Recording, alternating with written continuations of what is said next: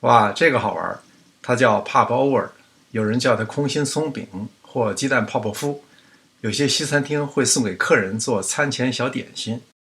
这个做起来出奇的容易，两个提前从冰箱里拿出来的鸡蛋，温度达到室温，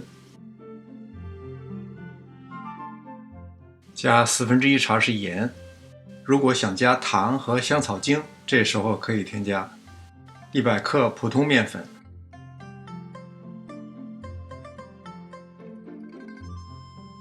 175毫升牛奶，达到室内温度或略高一点就可以。一定要搅拌均匀，没有颗粒状的面疙瘩。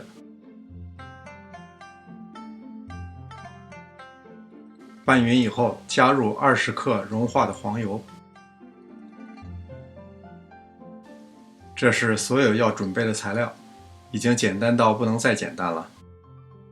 先把烤箱提前预热425度，用烤盘之前也先预热2分钟。趁热喷一点蔬菜油，或放一点黄油，把面糊均匀地倒入烤盘中。也有专门做 pop over 的烤盘，比较细高，不过只是出来的形状不同，只要是杯状烤盘就可以。这么漂亮的发起，并没有靠任何发泡剂，烤的颜色深浅可以根据自己的喜好来定。这个 pop over 作为饭前开胃小点心确实不错，看着很大，实际上用的面粉和黄油非常少。